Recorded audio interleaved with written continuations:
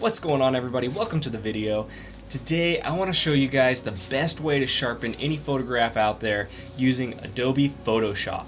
Now, the way a lot of people tend to do this is they'll import their images into Lightroom and then they'll play with those sharpening sliders, maybe even use the clarity and crank that all the way up in order to try and get a sharper image. However, what I'm going to show you guys today allows you more control over what you sharpen and also how you sharpen your image. So we're going to start off in Adobe Lightroom and then we're going to export our image into Photoshop, and I'm going to show you guys how to perform this sharpening.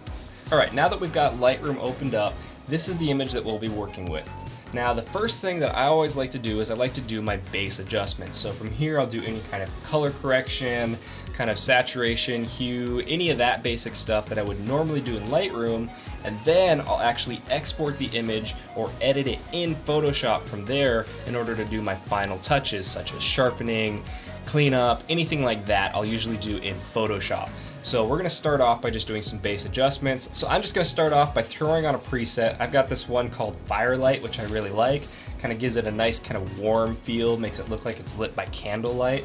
And then before we start editing in Photoshop, I want to show you guys on the adjustment tab. So on this right side, if we scroll down to sharpening, there's a very key feature that I've actually done here. So I've taken my sharpening and I've set it all the way down to 0. So I've turned off any sharpening that Lightroom has tried to apply.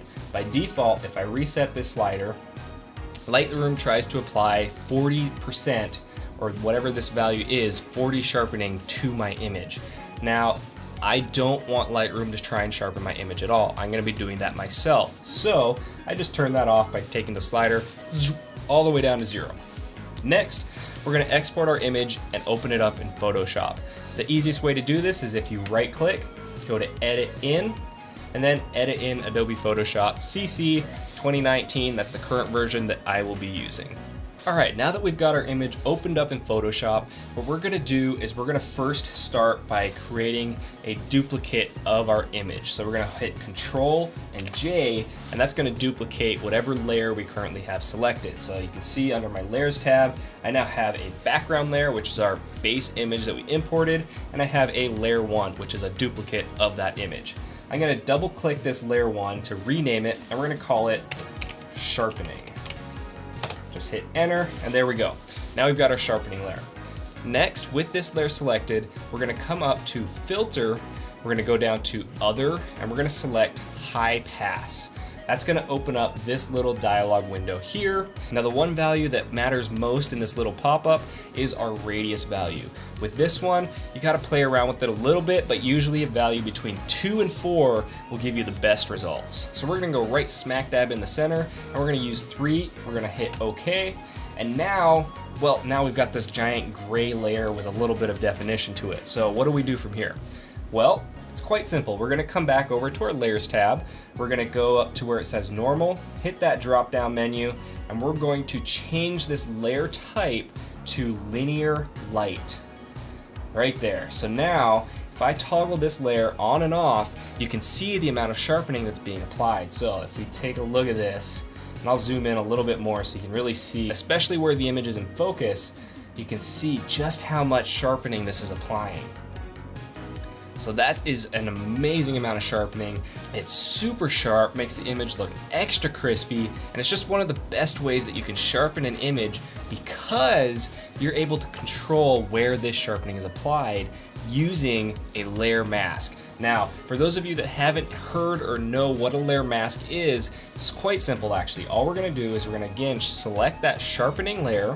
We're going to come down under the Layers tab and hit this little white box with a circle punched out of the center. Hit that, and it's going to add a new box next to our sharpening layer.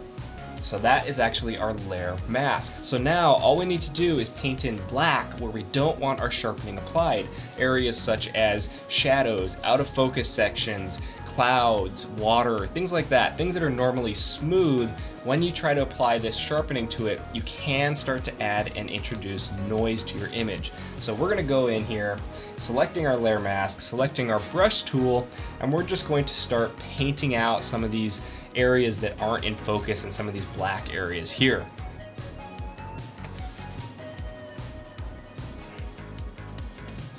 And one way that you can see where you're painting this layer mask in is if you hit the backslash key on your keyboard, that'll highlight in red where you're painting in this mask. So everywhere in red is going to be removed from our sharpening layer, so it's not going to have the sharpening applied. So we want to make sure that we do everything that is out of focus as much as possible. And we only want our sharpening applied to mainly whatever is in focus. So then we're going to hit that backslash key again to remove our layer mask preview.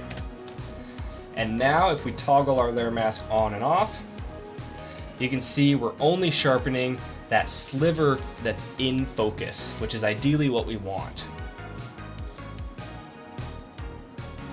Now something else that you can do to tweak this sharpening just a little bit more is you can go up to the opacity of this sharpening layer and start playing with that just a little bit. So maybe if the sharpening is too extensive or too extreme, just turn that opacity down to maybe like 50% or take it up down to like 70%. And that's just gonna kind of dull it out just a little bit to where it looks a little bit more natural and it doesn't look like it's super unnaturally sharp, which we really don't want. From there, you can come up, File, export your image however you like, and then you are good to go. You can crop it if you need to, whatever you need to do, but from there, that is the best way that you can possibly sharpen an image using Photoshop and have full control over that sharpening. So, as always, I hope you guys have enjoyed the video, hope you guys have learned something, hope you've taken something away. Don't forget to smash that like button, subscribe for more videos coming at you all the time, and as always, I will see you guys in the next one. Bye.